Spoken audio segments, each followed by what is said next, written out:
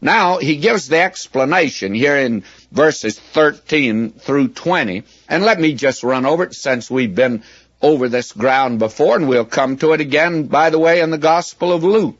The sower is the Son of Man, and the seed is the Word of God. And the birds by the wayside are Satan. Matthew told us that. And the stony ground hearers are those who let affliction and persecution turn them from God. That's the flesh. Oh, how many people today are letting the flesh keep them from God? Then there's the thorny ground hearers, are those who let the cares of the world distract them. That's the world. So many people today are letting the world shut them out from God. And then the good ground hearers are those who are converted genuinely by the Word, and they bring forth only percentages of fruit. Only 1/3 bring forth 100-fold. Now you have here, that's a parable of action, you see. Even when Mark records parables, they are the parables of action that the Lord Jesus gave.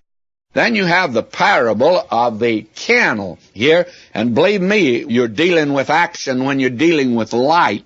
And he said unto them, is a candle brought to be put under a bushel or under a bed, and not to be set on a candlestick. That's verse 21.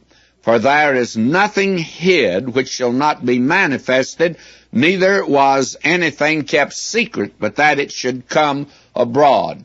Now, what we have here is this parable of the candle, and it's of action. Light creates responsibility. Man must act who receives the truth, and we are held responsible to the degree that we've had light given us. The point is, you and I are in darkness until now. And we get the impression today that man is a sinner because of the fact of his weakness, or he's a sinner because of the fact of his ignorance. No, Paul says in Romans very candidly that man, when they knew God, they glorified him not as God. Man is a willful sinner. He's a willful sinner. That's the kind of sinners all of us are. And the light that comes in will create a responsibility. And I'm confident that there will be different degrees of punishment, but it doesn't change the status of an individual. We're lost before the light comes in, and if we don't accept it, we're lost afterward. We're lost. That's our condition. That is, if we do not accept it. Now, if any man have ears to hear, let him hear. This is action. God demands action on your part. And faith, you see, is action. It's acting upon what God has said.